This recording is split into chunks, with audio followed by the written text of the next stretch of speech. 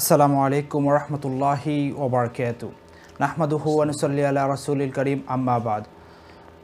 সম্মানিত দর্শকবৃন্দ, সকলকে আইওন টিভির লাইভ প্রোগ্রামের ইসলাম এবং সমাধান অনুষ্ঠানে সবাইকে সুস্বাগতম।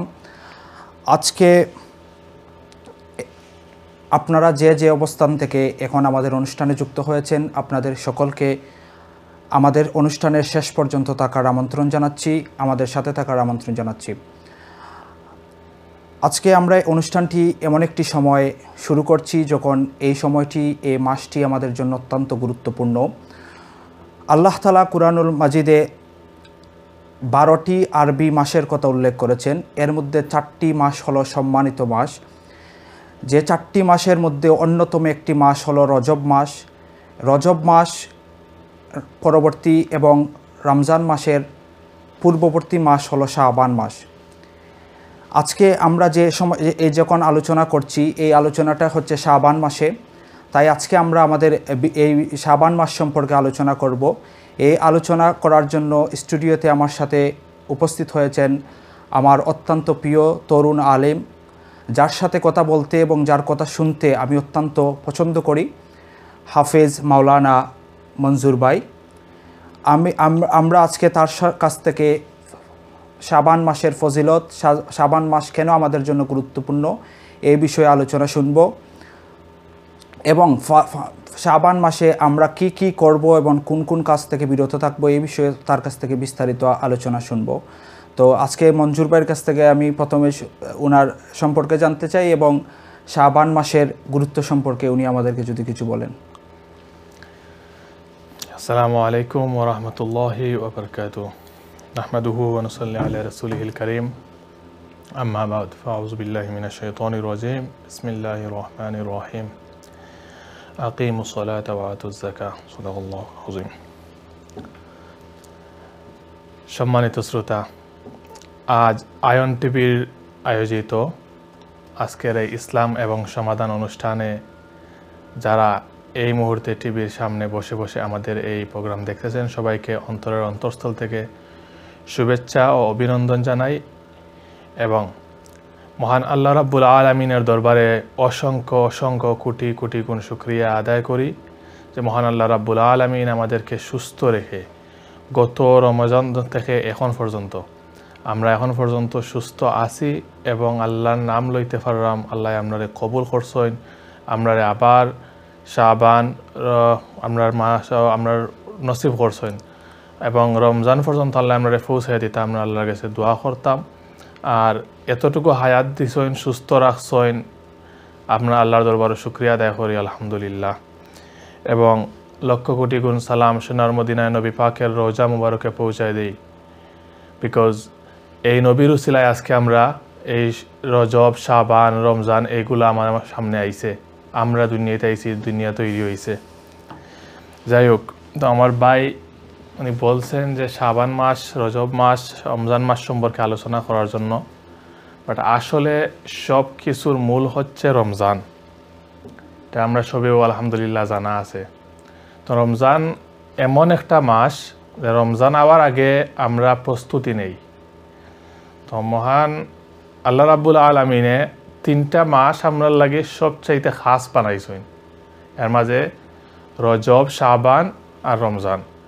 আর মহানবী সাল্লাল্লাহু আলাইহি ওয়াসাল্লাম রমজান আওয়ার 2 মাস 3 মাস আগ থেকে প্রস্তুতি নিতা। সাহাবায়ে কেরাম হলে কোনো তো হইছেন 6 মাস আগ থেকে প্রস্তুতি নেওয়া হইতো। তো কেনে প্রস্তুতি নেওয়া হইতো? তো প্রস্তুতির বিষয়ে 2-1টা জিনিস আজকে আমরা আলোচনা করবো, যতটুকু টাইমে হয় ইনশাল্লাহ আমরা ট্রাই করবো। আর ইসলামের ভিতরে ইসলামের যে ছোট্টখাটো সমাধান যেগুলো আছে আমরা ইনশাল্লাহ দেওয়ার ট্রাই করবো। আসলে আমরা এত বড় আলিম নাই, সমাধান দেওয়ার মতো যোগ্যতা আমরা রাখি না, তবে যতটুকু আমাদের জানা আছে ইনশাল্লাহ আমরা ট্রাই করবো সত্যটুকু, অতটুকুই সামনে যাতে অতটুকু যাতে আমরা আলাপ আলোচনা করতে পারি। আল্লাহ রাব্বুল আলামিন আমরা তৌফিক দান করতে, আমিন। তো প্রথমে আমি কইমু, আমরা শুক্রবার দিন নামাজ আদায় করি। নামাজের আগে প্রায় সময় আমরা আগর দিন বৃহস্পতিবার রাত্রে থেকে আমরা প্ল্যান করি যে আমরা আগামীকালকে জুম্মাবার, ঈদর আগর দিন 3 দিন আগ থেকে আমরা প্ল্যান করি যে আমাদের শপিং করা লাগবো, ঈদর লাগি বালা জিনিস কিনা লাগবো, গরবালা জিনিস খাওয়া লাগবো, তারপর আমরা প্ল্যান করি যে ঈদ আইব, ঈদর জামাতো যাইমু। তো অ্যাটলিস্ট আমরা 3-4 দিন আগে প্ল্যান করি। আপনি একটা হলিডে যাইতে হইলে প্ল্যান করবা 15 দিন 20 দিন আগে, যে আমি যাইলাম ও জায়গাত, আমি সব কিছু মেনটেন করিয়া আমি এই জায়গাত গিয়া শান্তিতে তাকে আবার আইতাম রিটার্ন করিয়া। তো সেম জিনিস আপনি কম্পেয়ার করুকা, রমজান এমন একটা মাস যে রমজান মাস আইলে মানুষ চেঞ্জ হয়ে যায়। রমজানে মানুষের চেঞ্জ করে, আর ওই একটা মাসও রমজানের মাঝে শয়তান বন্দি থাকে। আল্লাহ শয়তানরে বন্দি করিলে, শয়তান বন্দি হয়ে গেলে এ মাসও যেমন আপনারে কুমন্ত্রণা দিতে পারে কম, এ মাসও শয়তানে কুমন্ত্রণা দিতে পারে না। তো যা দেওয়ার রমজানের আগে দেয়। আর আমরা রমজানের আগে যতটুকু আমরা তার কাছ থেকে বাঁচিয়া থাকতে পারমু, নফসর গুলামি না করিয়া নিজরে কন্ট্রোল রাখতে পারমু, তত আপনার লাগে রমজানটা স্পেশাল হইব। তো এখন রজব শেষ, শাবান মাস শেষ হয়ে যার, রমজান মাস আইয়র আর কিছুদিন আমরা সামনে বাকি। এখন আমরা কিতা করতাম পারি এই মাসও, যে কারণে যে রমজানটা আপনার লাগে সুন্দর হইতে পারে, এবং রমজানটা আমরা গত রমজানের চেয়ে এবারও রমজানটা আমরা আরও বালা যাইতো ইনশাআল্লাহ। আমরা সবাই ইকানো, যেমন ইংল্যান্ডের মাঠে যেরও আমরা বসবাস করলাম, দেখলাম সবাই ব্যস্ত, সবাই যার যে লাইফ লইয়া বিজি, সব কিছু নিয়ে বিজি, সব কিছু মেনটেন করা অনেক টাফ হয়ে যায়। তো হুট করে রমজান আইছে এলা কিচ্ছু নাই, রমজান কিন্তু আর আমরা জানলাম। বাট এখন তাকে যদি আমরা কাউন্ট করি এভরি সিঙ্গেল ডে, যে আজ থেকে আপনার 14 দিন বাকি, 13 দিন বাকি, 12 দিন বাকি, 10 দিন বাকি, এরকম আমরা কাউন্ট করে করে আগাইতাম। তো কাউন্ট করলে ফায়দা হইব কিতা, এভরি সিঙ্গেল ডে আপনি ওটা আপনার একটা রিমাইন্ড হইব যে আমি রমজান আমরা সামনে, আর আমরা প্রস্তুতি নেওয়া লাগবো, আমরা গুনাহ থেকে বাঁচা লাগবো, আমরা আমলের প্রতি আরও এনকারেজ করা লাগবো নিজরে, আরও বালা কিচ্ছু আমরা করতাম হইব। ওটা হইছে আপনার প্ল্যান। তো ফার্স্ট অফ অল কিছু জিনিস আজকে কিছু পয়েন্ট আমি আনছি আপনার সামনে, তো খোয়ার লাগি। তো ইনশাল্লাহ ট্রাই করবো এগুলা সব কিছু খোয়ার লাগি। তো আমরা কালার চেঞ্জ করা লাগবো, আমরা আমলের কালার, আমরা গুনার কালার আমরা চেঞ্জ করা লাগবো। আমরা আসলে কলবর কালার হয়ে গেছে পুরা খালা। কারণ আপনি যে সময় আস্তাটা বছর সেম জিনিস, সেম গুণা, সেম জিনিস আপনি দেখরা, না চৌকর হেফাজত করা, না মুখর হেফাজত করা, না ফর্দার খেয়াল করা, কিচ্ছু করা না। তো আপনি রোজা থাকি আপনি ফয়লা আপনার অন্তরে আপনি ঠিক করা লাগবো, আপনার কলবরে আপনি পরিষ্কার করা লাগবো। তো কলব পরিষ্কার কিলা হয়, আল্লাহ কোরআনের মাঝে কইছেন যে কলব করছি পরিষ্কার করতায় আল্লাহর জিকির দ্বারা। আল্লাহর জিকির করলে কলব পরিষ্কার হয়। জিকিরটা কীরকম হইতে পারে, আমরা এখন প্রায় সময় দেখি টিভি, অন্যান্য প্রোগ্রাম বা এমনি এমনি অনেক কেন জিকির মাহফিল হয়, বাট কেউ আছে অনেক হাইপ টাইপের জিকির করে। আসলে জিকিরটা হইতে হইব আল্লাহর নামর জিকির হইতে হইব, লম্বা কোনো শের জরুরি নাই, লম্বা কোনো টান জরুরি নাই, বাট আপনার অন্তরটা কি জিকিরে যে সময় আপনি করবা, সুবহানাল্লাহ যে সময় পড়বা, ও সময় আপনার অন্তরের মাঝে লাগতে হইব যে আমি আল্লাহর নাম লইরাম। যে সময় আপনি আল্লাহু আকবার কইরা আপনার কাছে ফিল হইতে হইব যে আল্লাহ সবচেয়ে বড়, আমি ওটা সাক্ষী দিলাম, ওটা আপনার কলবের মাঝে বাঁচতে হইব। তো ও জিনিসটার মাধ্যমে আমরা সব সময় আমরা কলবরে পরিষ্কার করতে পারবো। নবীজিয়া আমরা শিখাইয়া গেছেন 4 জাতর জিকির হইল আল্লাহর কাছে হাদিসে কুদসিত আছে, 4 জাতর জিকির হইল সবচেয়ে প্রিয় আল্লাহর দরবারও। এর মাঝে 4টা কিতা কিতা, ফার্স্ট অফ অল সুবহানাল্লাহ, এরপরে হইছে লা ইলাহা ইল্লাল্লাহ, এরপরে হইছে আস্তাগফিরুল্লাহ, আল্লাহু আকবার। আমরা ও 4টা জিকির সব সময় করতাম। আবার আমি কইরাম আপনার সামনে, সুবহানাল্লাহ, আস্তাগফিরুল্লাহ, লা ইলাহা ইল্লাল্লাহ, এন্ড আল্লাহু আকবার। ও 4টা জিকির সব সময় করবা। যে সময় আপনি ফ্রি থাকেন, যে সময় এখন আপনার যে কোনো কাম কাজও আসেন, যে সময় ফ্রি থাকবা, ওখান থেকে ওটা প্র্যাকটিস করোকা। ইনশাআল্লাহ আমি বিশ্বাস রাখি রমজান আইতে আইতে আপনার কলব অনেকটাই পরিষ্কার হইব, আর রমজান আইলে আপনার আমলের প্রতি ইনশাআল্লাহ মনোযোগ বইব। তা আমলের প্রতি মনোযোগ বইতে হইলে এটা হচ্ছে আপনার ফার্স্ট থিঙ্কিং, যে আমরা কলব পরিষ্কার করতাম। আর নফসরে কন্ট্রোল কিলা করেন, আসলে এটা কিন্তু আমরা মানুষ হিসাবে সবচাইতে হার্ড কাম হইল আমরা লাইফের মাঝে ওটা নফসরে কন্ট্রোল করা, নফস কন্ট্রোল করা। নফস কন্ট্রোল আমরা কিলা করি? নফস কন্ট্রোল করতে হইলে আপনি সবসময় জিকিরের মাধ্যমে যে সময় আপনার কলব পরিষ্কার হইব তখন নফসর ভিতরে শয়তানের ওয়াসওয়াসা অটোমেটিকলি কমতে থাকবো। সুবহানাল্লাহ। এর লাগে আমরা ওখান থেকে প্ল্যান করতাম জিকিরের প্রতি। 2 নম্বর হইছে আমরা তিলাওয়াতের প্রতি এখন থেকে মনোযোগ দিতাম। আর আমরা রমজান মাসও আইলে অনেক সময় অনেকে তিলাওয়াত শুরু করি। আমরা নিয়ত করি যে এবার 30 রমজানের ভিতরে একটা 30 দিনে পরে একটা খতম দিমু। বাট ওই কিতা খতম দেওয়ার লক্ষ্যত আমরা খারা হইয়া পরে তাড়াহুড়া করিয়া পয়লা 5-7 দিন আমরা 1 ফারা 1.5 ফারা যতটুকু পারি পড়ি। আর এরপরে আর স্পিড আর আয় না, তখন স্পিড আমরা রিডিউস হয়ে যায়, তখন আর পড়তে মন চায় না, তখন আর বালা লাগে না আমরা পড়তে, লাস্টে দিয়ে খতম ফুরা হয় না। পরে কেউ কেউ আছে শো অফ করবো যে আমি 2 খতম করছি, আমি 3 খতম করছি। আসলে ইনো একটা জিনিস হইল আপনি কোয়ালিটির বাইরে লক্ষ্য রাখুকা, এই কোয়ান্টিটি না দেখিয়া।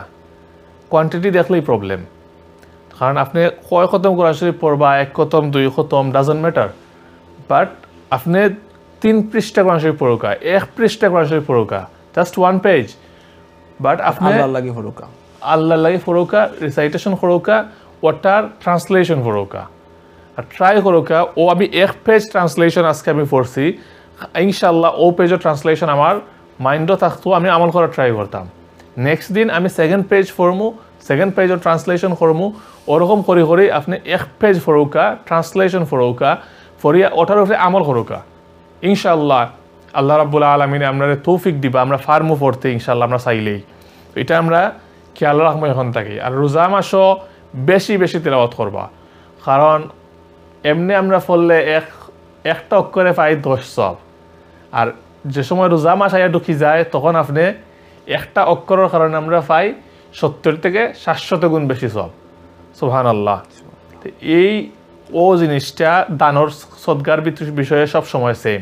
আপনি দান সদকা যে সময় করবা, রোজা মাস আইলে আমার দান সদকার পরিমাণটা বাড়ি যাইতো।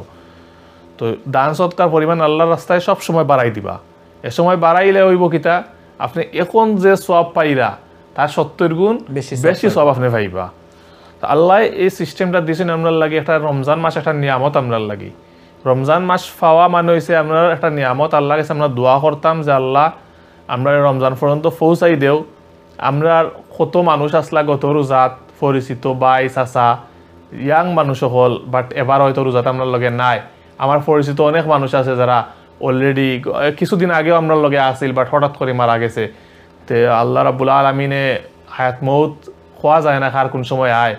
তো আমরা প্রিপারেশন রাখতাম সব সময় যে আমরা নিয়ত থাকতো যে না আমরা রোজা আর ইনশাআল্লাহ গত রোজা থেকে এবার রোজা আমরা বালা করতাম। আর আপনি প্রত্যেকটা রোজা আপনি রোজা কম্পেয়ার করবা, গত রোজা লাগে এবার রোজা কম্পেয়ার করুকা, আপনার মিস্টেকগুলো ফাইন্ড আউট করুকা।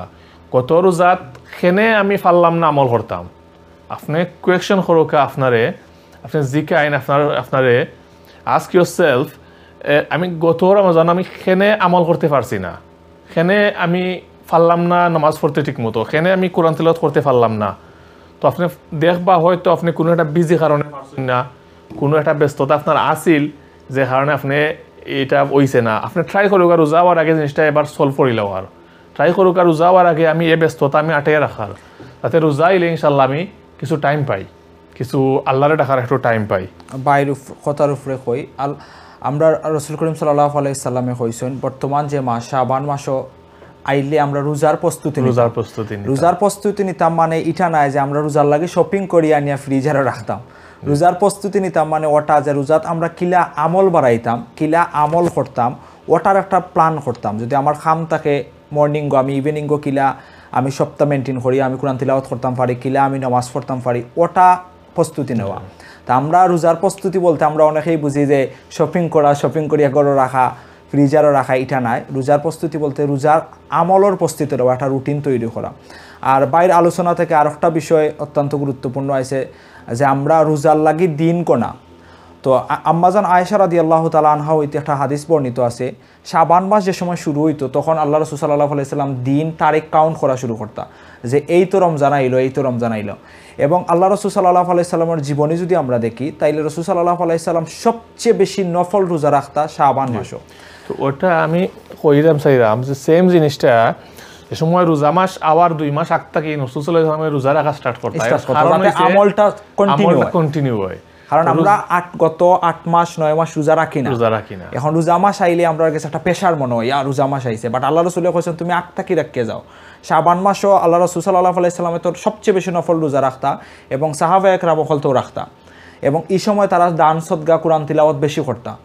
এবং এই মাসের মাঝে কালকে আমরা লন্ডন গেছি, আজকে আমরা বাংলাদেশও আছি, একটা বিশেষ রাইত আছে যেটা আমরা শবে বরাত হই। সো ও রাইতের মাঝে আল্লাহ তাআলা আসমানের নিচে আই আমরারে ডাক হইন এবং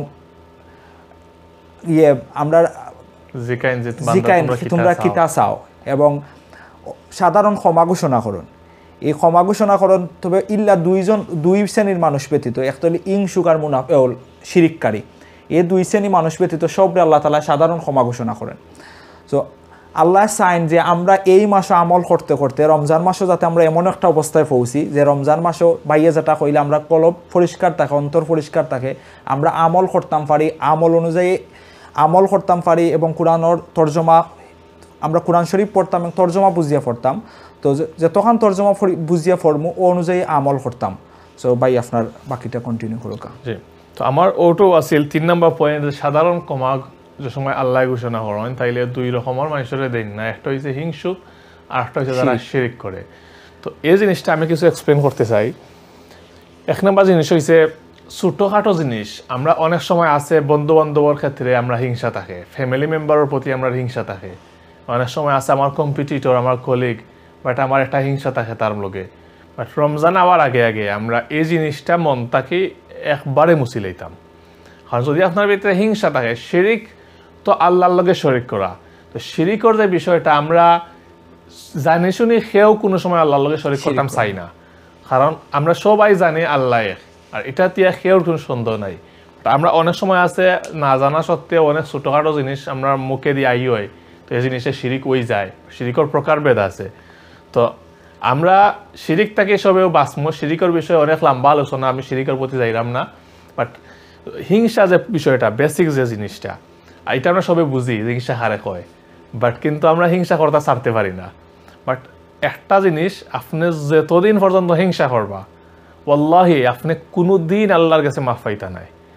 আপনি হিংসা করা ছাড়তই বা মানুষের বালা পাইতই বা মনটাকে আপনি এজনের মাফ করে দিতই বা আপনার লগে যদি কেউ কোনো কিছু করিয়া থাকে এই রমজানের উচিলায় আপনি আল্লাহর ওয়াস্তে তারে মাফ করে দিলেই বা, আর দোয়া করবা, তার লাগেও দোয়া করবা, আর তারে কইবা আপনার লাগেও দোয়া করতো, দেখবা ইনশাল্লাহ যে সাধারণ যে ক্ষমা আল্লাহ রাব্বুল আলামিনের রমজান মাসে সবরে দেন, যেটা সবে কদরের রাত্রে আপনারে দিবা, সে সময় সবে সাফে মাফ পাইবা, তখন আল্লাহ রাব্বুল আলামিন আপনারও কবুল করতে আমরা এটাই আশা রাখি, ইনশাল্লাহ আমরা পাইমো মাফ।